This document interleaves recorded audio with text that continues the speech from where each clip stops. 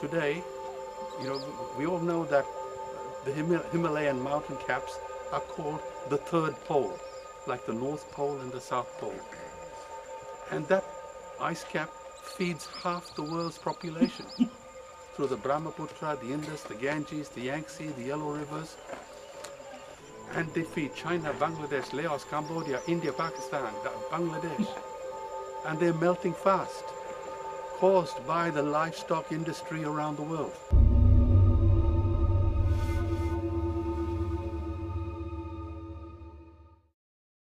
This is a simple story.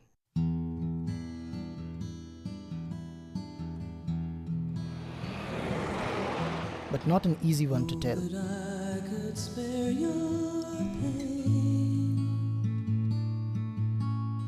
Tell the world how beautiful you are to me. Philip Wollen is a third-generation Anglo-Indian who migrated to Australia at the young age of 18. Your spirit is a light beyond cruelty. You trust in the ones that can find you. Hailing from a distinguished family, his uncle Malcolm Dundas Wollen is a highly decorated army serviceman. Phil was a successful banker and became vice president at Citibank at the age of 34.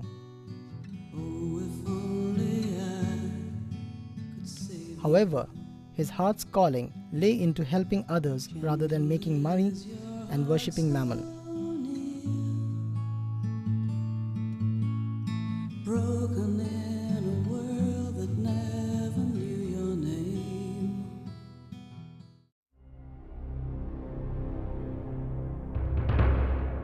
His epiphany in life came when he visited a slaughterhouse that was run by one of his clients.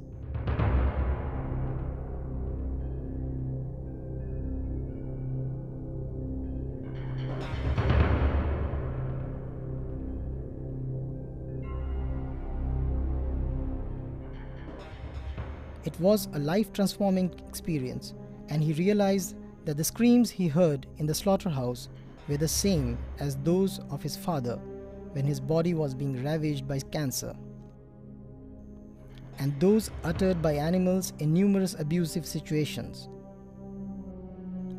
He understood that pain is equal in all species, human or non-human. Phil believes that in the capacity to experience pain, a pig is a dog, is a bear, is a boy. Pulling together all his life savings to form a trust called the Winsome Constance Kindness Trust in memory of his mother and grandmother, he decided to give away all the money he had made with warm hands and die broke. The metrics that we use in business is always dollar denominated. We calculate everything in dollars. I don't. I look at it in very simple terms. How many lives can we save? This is not really a question of animal welfare or a question of animal rights. We are all animals. Let's not forget that. A globetrotter, he has courted the company of many distinguished people. He has the statistics and facts to serve as signposts encouraging him on his way. In Africa, 12-year-old boy kills their neighbors with AK-47 rifles. In China, 7,000 magnificent moon bears have to endure concentration camp conditions in cages where they are milked for their bile used in medicine. In South Korea, dogs are beaten to death for meat. Sheep are dumped in the sea en route from Australia to Indonesia and the Middle East. 2 billion animals are killed every week for our palate. Sharks have their fins chopped off and are thrown back into the sea, writhing in agony so rich folks can enjoy shark fin soup. Millions of animals endure ghastly conditions in circuses and zoos to provide entertainment to humans. Dairy farms utilize millions of liters of water and pollute seas by dumping toxic waste. cows and calves are treated like junkyard scrap in dairy farms that make tons of money. But as many of his heroes before time, he soldiers on, drawing inspiration from Mahatma Gandhi's philosophy concerning social workers. I must say, the most beautiful word ever written at any time, in any country, in human history, came from India. 5,000 years ago, from the Upanishads. Ahimsa, non-violence to any living being. Now at law school we learned about this notion called that we have a duty of care. When we drive across the road, we have a duty of care. When we employ somebody, we have a duty of care. When someone comes to our house, we have a duty of care. But nowhere in the world, anywhere, is there notion that we should have a duty to care. And we do have a duty to care. And it is nowhere in the world except the Indian Constitution. The only country in the world where animal rights is enshrined in a national constitution. All Indians should be very proud of having that. His feelings were developed by a childhood experience when he saw spider webs in his school. As a boy, he was fascinated by the complex spider webs and small creatures. He gently would touch each strand and try to predict how the shape of the web would change. Touch one strand and the web changes forever. It always changed in unpredictable non-linear ways. He called it my enchanted web. It taught him that in life everything is connected to everything. We are all inextricably linked together.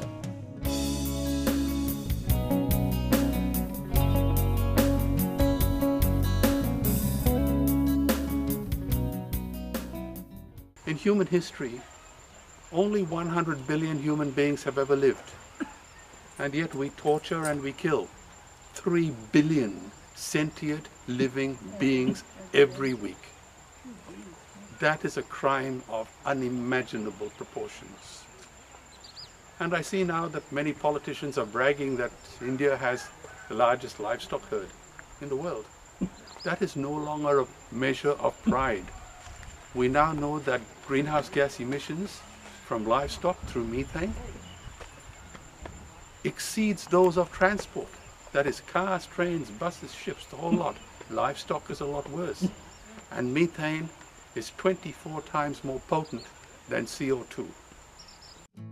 Protecting turtles, sterilizing dogs in India, saving seals in South Africa, anti-whaling campaigns to counter Japan's intransient whaling policies, safeguarding bears in China, raising awareness on bats in Australia, strengthening rainforest conservation schemes in Peru, and challenging the can hunting industry in South Africa are only some efforts that he has been supporting over the years. India is a place where Phil gets to breathe and is found in a different mood every time he lands here.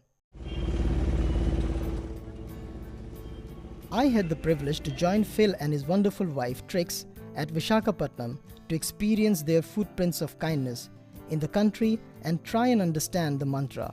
Our first stop, the Visakha SPCA.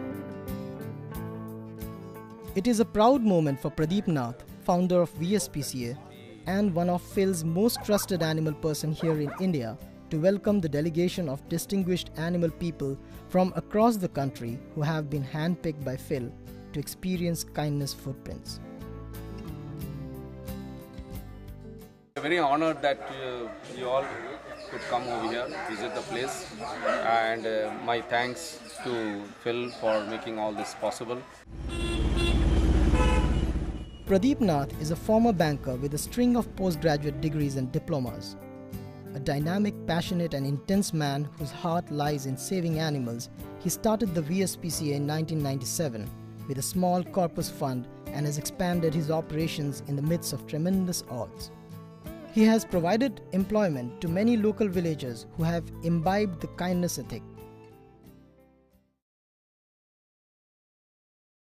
Marine conservation is another activity which is close to Phil Wollen's heart. He has lent his support to the daring activities of Sea Shepherd Conservation Society to protect precious marine life across the seas, and in India, his primary beneficiary is the olive ridley turtle, an endangered species that nests on the beaches of Visakhapatnam. Turtle conservation, spatially on Visakhapatnam's crowded beach, has not been an easy affair. Everybody wants a share of the beach, from the presence of mighty machines to human footprints. Pradeep has to encounter them all so the nests are safe.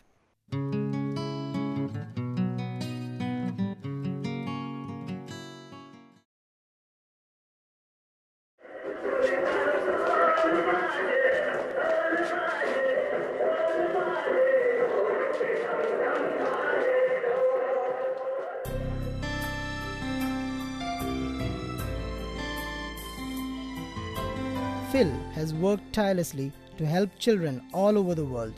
Indeed, children form one of the 5 pillars of his trust. Phil helps many orphanages across the world. In Vizag, he assists children in an institute named Pimhans that enables them to overcome their mental challenges. The Kindness Kids program, initiated by kids, leads them towards a lighter environmental footprint by encouraging them to adopt a vegetarian or vegan diet. The children interact with pet dogs under a scheme called Professor Paws.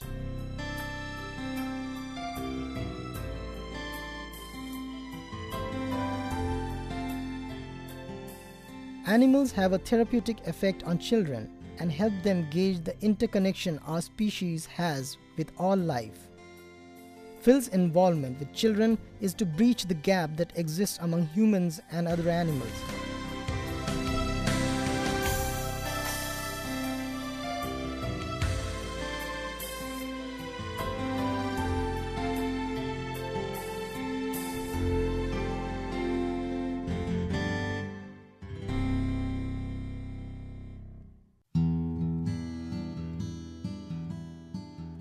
Phil is not afraid to stand up for his beliefs and be criticized for them.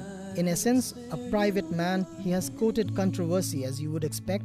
His critics have called his schemes the pet fancies of a rich man who can afford to have historic ideas.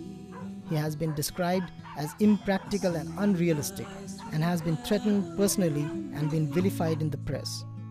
But the critics are fast turning a minority as the kindness footprints make their mark. You trust in the ones that confine you. You love when the hurt is down you.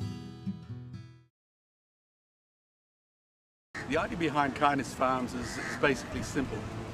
We have a lot of experience working with the animal kingdom and protecting them from the deprivations that they suffer here in India.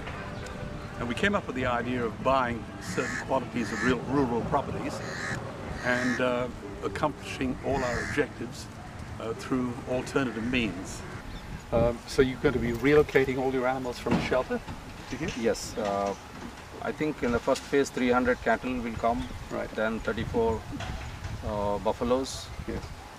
and 4 horses. Basically what we do now is grow a great deal of fruit, nuts, vegetables, flowers, grains, legumes, with a view to feeding our animals, and by building a kindness kitchen on every kindness farm, we feed all our staff, our shelter staff, our outside workers. So they get a very healthy vegan meal, which is hot and delicious, and they feel cared for and they live healthier lives. The other objective is to bring them into our Kindness Farm program and give them a trade so they learn how to grow their own food. And in the future they'll be able to bring their own children into the Kindness Farms and work there as well. Basically get them off the meat-eating drug. As a result, they are living healthier lives. Our animals are living healthier lives. We'll be building biogas plants on every single one of our Kindness Farms and using the dung for methane cooking gas, maybe for generating electricity. The slurry will be used, as it is currently at our shelters, to produce fertilizer, which is then recycled into our growing program. So far, we've got one kindness farm in Puthupathy, and this one is the second at Vishaka, and the third one will be opening very shortly in Bangalore. So we came up with a rather unusual idea. We entered into a contract here in Visakha with a restaurant to provide very healthy vegan hot meals, which is wrapped up in a banana skin and then in newspapers. And it includes rice, a very delicious healthy vegetarian curry, some samba or lentils or something like that, some fruit, very healthy fruit that's in season, and a bottle of water. And this gives people a very healthy hot meal. Now, I don't want them to think that this is charity, because it's not.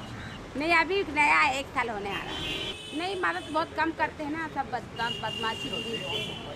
कोई अच्छा रहेगा तो दे देता है कुछ भी खाना होना पैसा वैसा, कोई नहीं रहता है तो नहीं। ऐसा है ना, दुनिया में क्या बदमाश ज़्यादा मिल रहा है, अच्छी कम मिल रही है। इन लोग अच्छे हैं, मदद कर रहे हैं, ऐसे लोग मिलना अच्छी बात होता है। We encourage them to let us know if they see puppies being born in the street, or if someone's whipping a horse, or a lorry's hit a cow, anything like that. We like them to let us know, to go into the shop, and the shopkeeper will call the shelter, and we can send our ambulance out there. Now that's the strategy.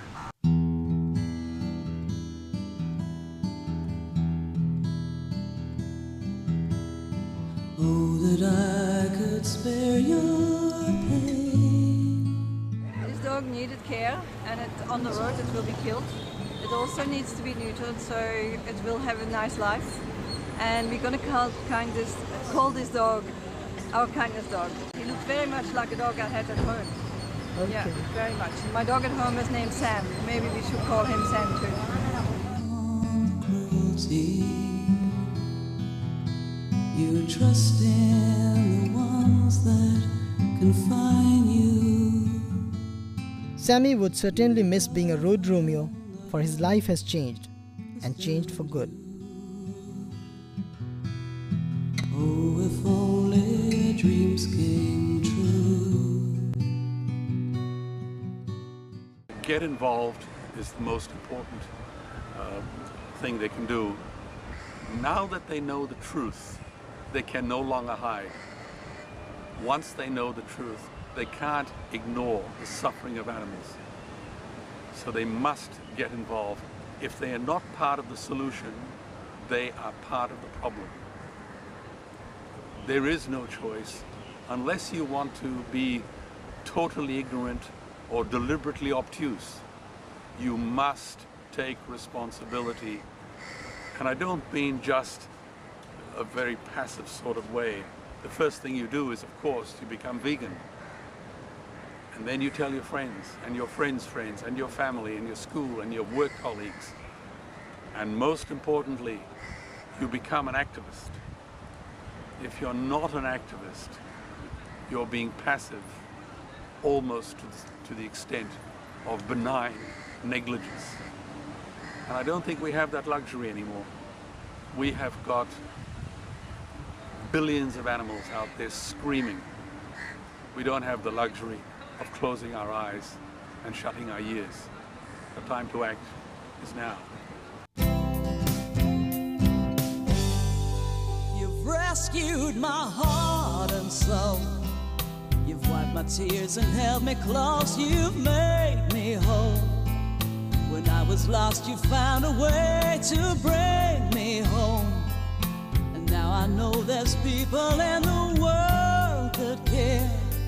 Because you're here, you've rescued my heart and soul. You've been here for the moments when I couldn't stand. When I was down, you reached for me, you gave your hand. And now I'm found, you've rescued my heart and soul. You've laid down your life for me. I see it in your eyes, the way you wait for me. You hug me close and make me feel that I am free. Oh, you've laid down your life for me. You trusted the wrong in me. You worked so hard on things that I could never see. You made me see how much you really fought for me. Hey, hey, now look at me. You've rescued my heart and soul. You've wiped my tears and held me close. You've made me whole. When I was lost, you found a way to bring me home. Oh, you saved my soul. You've rescued my heart and soul. You've wiped my tears and held me close. You've made me whole. When I was lost, you found a way to bring me home. I was just a lonely scrap of skin and bone.